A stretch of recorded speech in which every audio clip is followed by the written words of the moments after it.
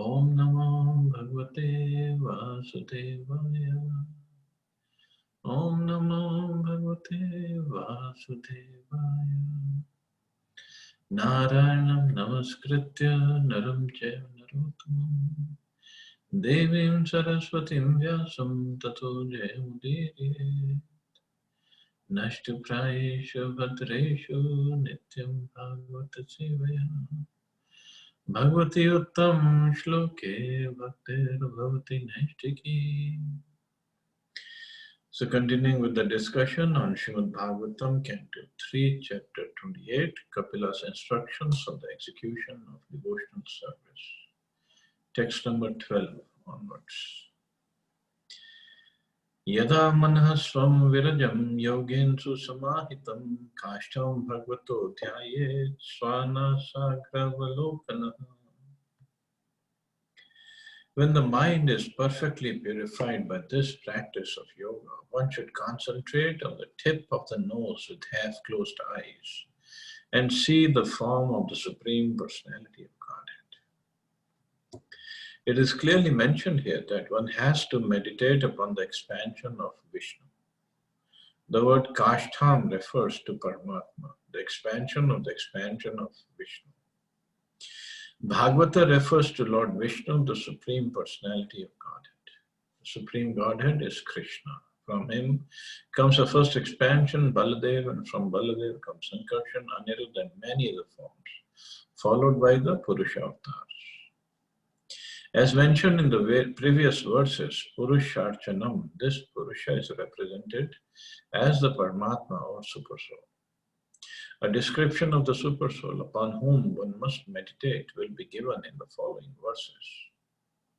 In this verse, it is clearly stated that one must meditate by fixing the vision on the tip of the nose and concentrating one's mind on the kala or the plenary expansion of Vishnu. So one must, with the mind control, previous verses we read out by the breathing exercises, one can control the mind and then sit in samadhi, put on an asana and concentrate looking at the tip of the nose with half closed eyes. If we completely close eyes, we might fall asleep. If we keep the eyes open, then it's difficult to concentrate. So half closed eyes. And then concentrate on whom? Vishnu. Here it says Kashtam. Kashtam means Paramatma, feature of the Lord, four-handed form of the Lord Vishnu. And so that's what should be the object of our meditation. Prasanvadanam bhojam padmagarbharurekshanam runekshanam nilotpal dalashyamam shankachakra gadadharam. The Supreme Personality of Godhead has a cheerful, lotus-like countenance with ruddy eyes like the interior of a lotus and a swarthy body like the petals of a blue lotus. He bears a conch, discus and mace in three of his hands. It is definitely recommended herein that one concentrate his mind upon the form of Vishnu. There are 12 different forms of Vishnu which are described in the teachings of Lord Chaitanya. One cannot concentrate his mind on anything void or personal. The mind should be fixed on the personal form of the Lord, whose attitude is cheerful as described in this verse. So he is cheerful, the Padmatma feature is cheerful. He is not strict and he is not angry, in the angry mode. He is cheerful. Bhagavad Gita states that meditation on the impersonal or void features is very troublesome to the meditator. Those who are attached to the impersonal or void features of meditation have to undergo a difficult process because we are not accustomed to concentrating our mind upon anything impersonal.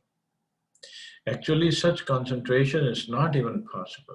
Bhagavad Gita also confirms that one should concentrate his mind on the personality of Godhead. So, on that Paramatma feature, personality, one should concentrate his mind upon. The color of the personality of Godhead, Krishna, is described here as Nilotapal Dal, meaning that it is like that of a lotus flower with petals tinted blue and white. People always ask why Krishna is blue. The color of the Lord has not been imagined by an artist. It is described in authoritative scriptures. In Brahma Samhita also, the color of Krishna's body is compared to that of a bluish cloud. The color of the Lord is not poetical imagination. There are authoritative descriptions in the Brahma Samhita, Srimad Bhagavatam, Bhagavad Gita, and many of the Puranas of the Lord's body, his weapons, and all other paraphernalia. The Lord's appearance is described here as Padma Garbha Rudekshanam. His eyes resemble the inside of a lotus flower, and in his four hands he holds the four symbols: conch, discus, mace, and lotus. So nothing is imaginative, nothing is like on the form of the Lord, nothing is left for speculation. Everything is mentioned in the scriptures, and this is how one should meditate upon the Lord. And look at the color of his body given as like that of the lotus flower with petals tinted blue and white. That's his body color. So beautifully described. And his eyes, the redness in his corner of his eyes is how it is described as like the redness of the lotus leaves, lotus flower. And further, more descriptions are given. Lasat pankaj kinjalka pita koshaya vasasam shrivatsa vakshasam brajat kostu bhav mukundharam kandharam mukta kandharam. His loins are covered by a shiny cloth, yellowish like the filaments of a lotus. On his breast he bears a mark of Shrivatsa, a curl of white hair. The brilliant Kaustubh gem is suspended from his neck. So everything is described here. I mean, not too much detail, but the other scriptures gives a whole lot of details. But his form, his personality is described. And this is why the Vedic scriptures, they give the whole idea of the Lord. What does he look like? So Vedic scriptures are considered the topmost. That's why. Because if we have a Lord, what does he look like? Who are his associates, and what does he do? Then it is easy to establish a relationship with the Lord and have the loving relationship. But if it is just like, oh, God is great, well, how do you establish a relationship with that God? No, but God is great. Okay, God is great. We are not saying He is not great, but what does He look like? We don't know. So Vedic scriptures, that's why they stand out. The exact color of the garment of the Supreme Lord is described as saffron yellow, just like the pollen of a lotus flower. The Kaustubha gem hanging on his chest is also described. His neck is beautifully decorated with jewels and pearls. The Lord is full in six opulences, one of which is wealth. He is very richly dressed with valuable jewels which are not visible within this material world. Now this Kaustubha gem, just read about it. I've never seen it, and this proper writing in the material world, you can't even have that kind of jewel. Mattadvire fakalya paritam vanmalya pararde haravalya kiritam anupuram nupuram. He also wears around his neck a garland of attractive sylvan flowers, and his swarm of bees, intoxicated by its delicious fragrance, hums about the garland. He is further superbly adorned with a pearl necklace, a crown, and a pair of armlets, bracelets, and anklets. From this description, it appears that the flower garland of the Supreme Personality of Godhead is fresh. Actually, in the Vaikuntha or the spiritual sky, there is nothing but freshness. Even the flowers picked from the trees and plants remain fresh. For everything in the spiritual sky retains its originality and does not fade. The fragrance of the flowers picked from the trees and made into garlands does not fade. For both the trees and the flowers are spiritual. When the flower is taken from the tree, it remains the same. It does not lose its aroma. The bees are equally attracted to the flowers, whether they are on the garland or on the trees. The significance of spirituality is that everything is eternal and inexhaustible. Everything taken from everything remains everything. Or, as has been stated, in the spiritual world, 1 minus 1 equals 1 and 1 plus 1 equals 1. The bees hum around the fresh flowers and their sweet sound is enjoyed by the Lord. The Lord's bangles, necklace, crown and anklets are all bedecked with invaluable jewels. Since the jewels and pearls are spiritual, there is no material calculation of their value. We can just imagine what he must be looking like, and the jewelry he is wearing and the garland he is wearing. Garland is called Vajanti Mala. It's made of 5 different kinds of flowers and it goes all the way to the knees of the Lord. And here Prabhupada is saying all the flowers are always fresh of that garden. The bees are humming around it. And just imagine that Lord is sitting in our heart as Paramatma.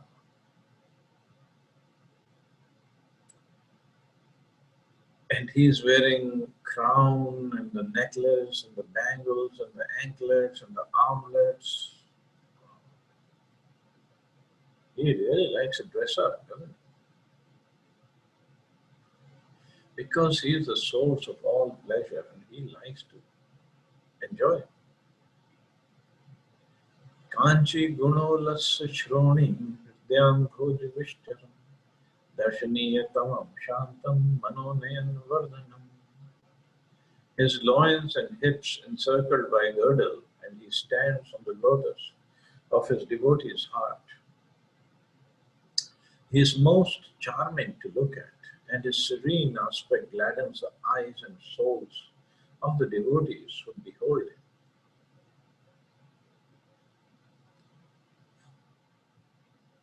See, similar description was given of the Lord when the 4 Kumaras got angry at Jain Vijay and Lord had to run towards the door and pacify 4 Kumaras.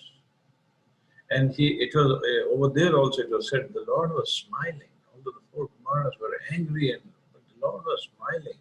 And when smilingly he said whatever he said to them. And here also it is mentioned, the Lord is smiling and his beauty and all the things that he's wearing are described. And just by looking at the Lord, the 4 Kumaras, they got pacified. They just could not keep their anger, hold their anger. And the same thing is said here, his serene aspect gladdens the eyes and souls of the devotees who behold him. The word darshaniyatamam, which is used in this verse, means that the Lord is so beautiful that the devotee yogi does not wish to see anything else. His desire to see beautiful objects is completely satisfied by the sight of the Lord. In the material world, we want to see beauty, but the desire is never satisfied. Because of material contamination, all the propensities we feel in the material world are ever unsatisfied. But when our desires to see, hear, touch, etc. dovetail for the satisfaction of the Supreme Personality of Godhead, they are on the level of the topmost perfection. So we want to see, touch, hear, taste something nice, something beautiful. But in the material world, nothing can satisfy the soul. Nothing.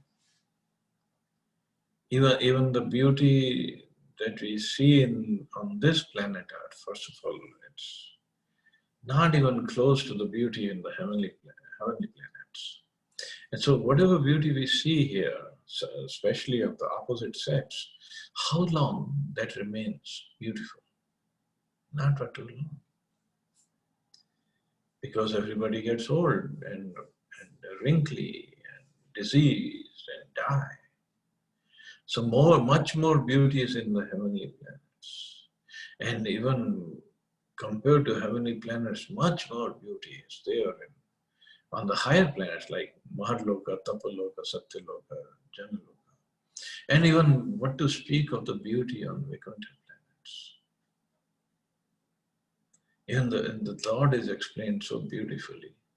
The Lakshmi over there, can't even imagine. And then if you go further up, the beauty of Sita ji in Ayodhya, and then the queens of Dwarka and the ladies of Mathura, and the topmost beauty of the gopis of Vrindavan. And of all the gopis, two gopis are the most prominent, Srimati Radharani and Chandravali. And of all of these two, Srimati Radharani is the topmost. So we can't even imagine the beauty of Srimati Radharani.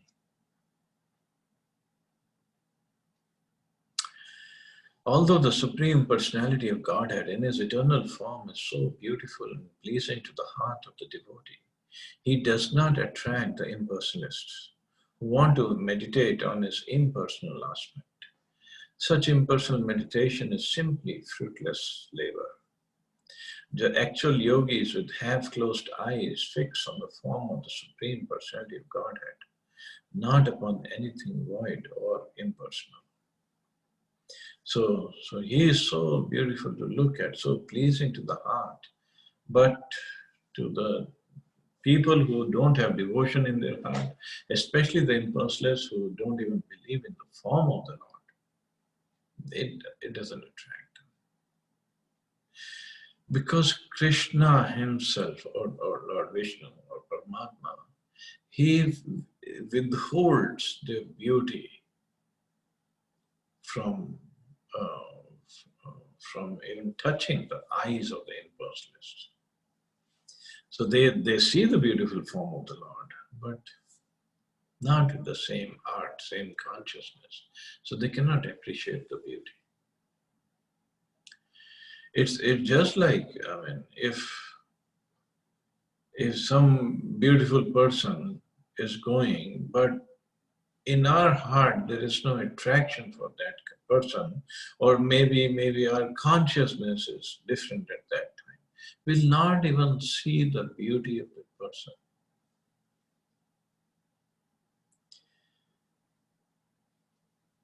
So the impulse is because their heart is so hard and so I want to come to the right term. So devoid of any emotions, any feelings. So they cannot even see the Lord's beauty. They cannot even appreciate the beauty of the Lord.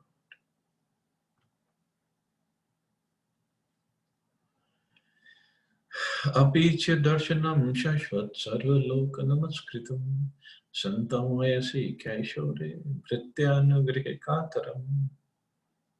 The Lord is eternally very beautiful and he is worshipable by all inhabitants of every planet. He is ever youthful and always eager to bestow his blessings upon his devotees. The word Sarva Lok Namaskritam means that he is worshipable by everyone on every planet. There are innumerable planets in the material world and innumerable planets in the spiritual world as well. On each planet there are innumerable inhabitants who worship the Lord, for the Lord is worshipable by all but the impersonalists. Of course, impersonalists also worship the Lord's different aspect, the Brahmajyoti aspect.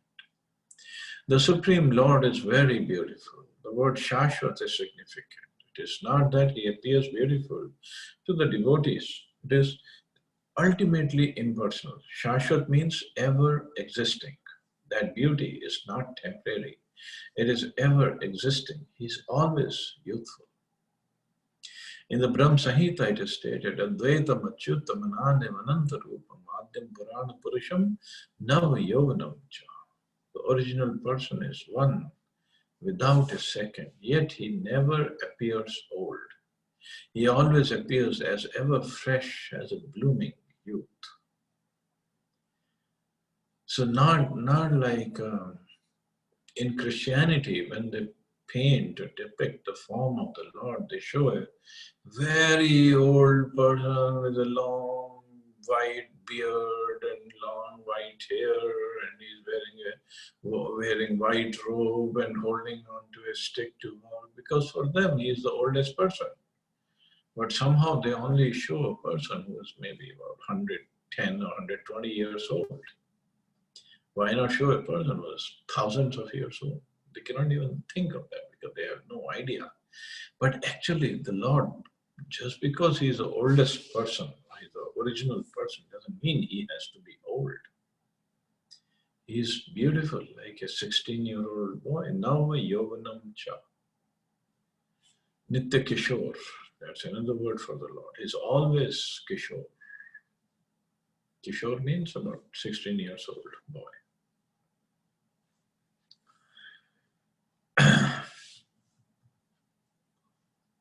So this part, the people who don't have the understanding or don't have appreciation of the Lord, they cannot understand this part.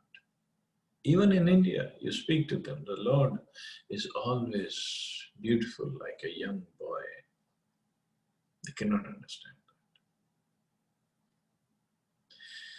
that. The Lord's facial expressions always indicates that he is ready to show favor and benediction to the devotees. For the non-devotees, however, he is silent, means he is neutral. As stated in Bhagavad Gita, although he acts equally to everyone because he is the Supreme Personality of Godhead, and because all living entities are his sons, he is especially inclined to those engaged in devotional service. The same fact is confirmed here. He is always anxious to show favor to the devotees, just as the devotees are always eager to render service unto the Supreme Personality of Godhead. The Lord is also very eager to bestow benediction upon the pure devotees. So this is the relationship between the Lord and his devotees. Devotees are ready to render service to the Lord without asking for anything. And the Lord is always ready to bestow benedictions upon his devotees. Always. Devotees don't ask, the Lord wants to give.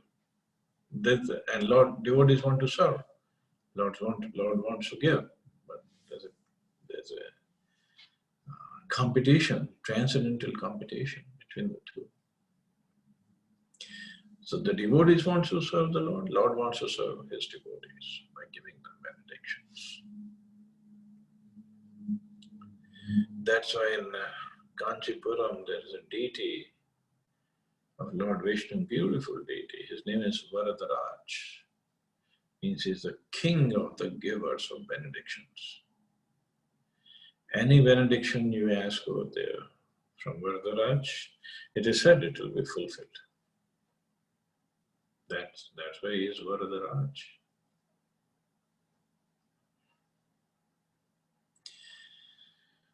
Text 18. Kirtayanta tirtha yashasam punyashloki yashaskaram dhyaye devam samagram yavanna chavate manaha. The glory of the Lord is always worth singing, for his glories enhance the glories of his devotees. One should therefore meditate upon the Supreme Personality of Godhead and upon his devotees. One should meditate on the eternal form of the Lord until the mind becomes fixed. One has to fix his mind on the Supreme Personality of Godhead constantly. When one is accustomed to thinking of one of the innumerable forms of the Lord, Krishna, Vishnu, Ram, Narayan, etc., he has reached the perfection of yoga. This is confirmed in the Brahma Samhita. A person who has developed pure love for the God and whose eyes are smeared with the ointment of transcendental loving exchange always sees within his heart the Supreme Personality of Godhead. The devotees especially see the Lord in the beautiful blackish form of Shyam Sundar. That is the perfection of yoga. This yoga system should be continued until the mind does not vacillate for a moment. So it's full samadhi, full dhyan on the form of the Lord or on the service of the Lord, on the roop of the Lord, on the leela of the Lord. Om Tad Vishnu Paramam Padam Sada Pashyanti Surya. The form of Vishnu is highest individuality and is always visible to the sages and saintly persons. The same purpose is served when a devotee worships the form of the Lord in the temple.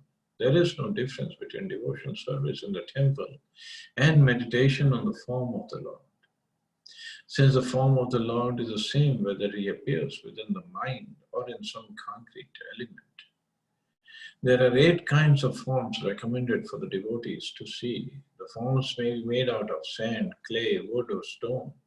They may be contemplated within the mind or made of jewels, metal, painted colors, but all the forms are of the same value.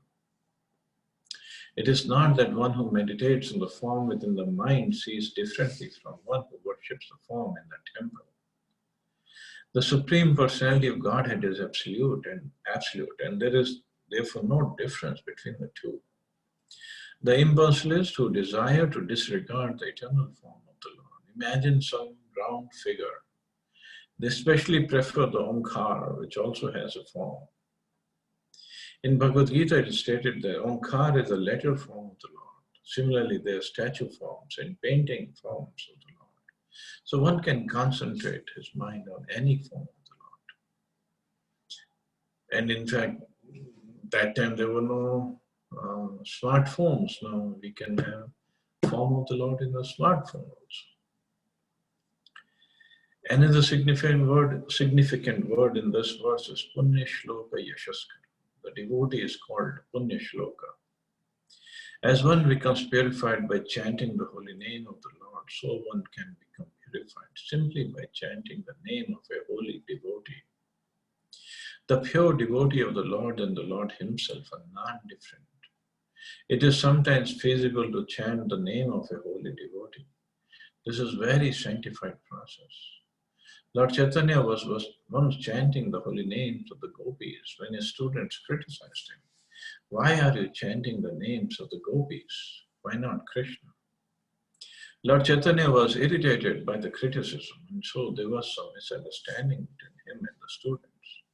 He wanted to chastise them for desiring to instruct him on the transcendental process of chanting. So chanting the name of a pure, holy devotee is also the same as chanting the names of Krishna.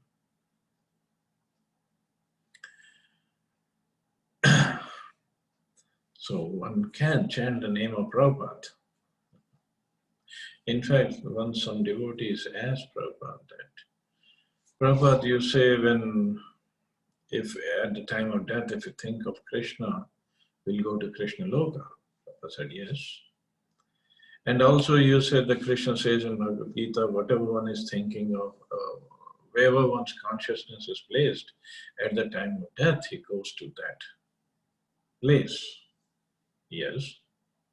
So the devotees have, what if we think of you at the time of death?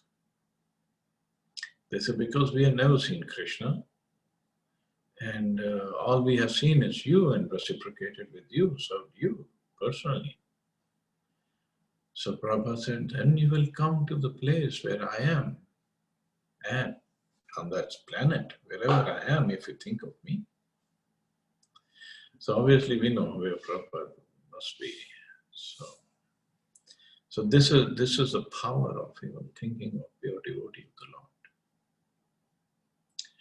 The beauty of the Lord is that the devotees who are connected with his activities are also glorified.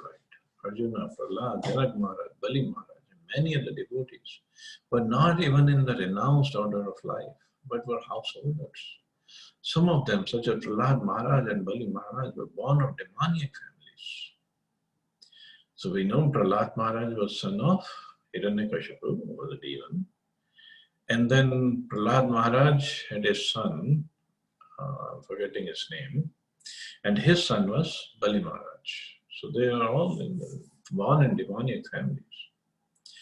Prahlad Maharaj's father was a demon and Bali Maharaj was the grandson of Prahlad Maharaj. But still, they have become famous because of their association with the Lord. Anyone who's eternally associated with the Lord is glorified with the Lord. The conclusion is that a perfect yogi should always be accustomed to seeing the form of the Lord, and unless the mind is fixed in that way, he should continue practicing yoga. So our process is not just stop at seeing the form of the Lord. We go even beyond that. We go to serving the Lord personally with the loving devotional, in a loving devotional way. So we want to serve the Lord, not just see Him, meditate on Him. So Bhakti Yoga, that's why is considered the topmost. So anyway, we'll stop here. See anybody has any questions or comments.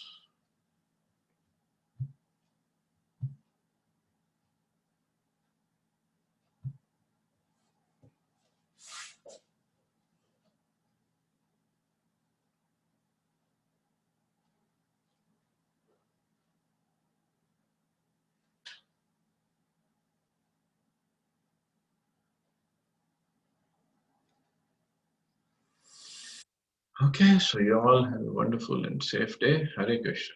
Jai Srila Prabhupada.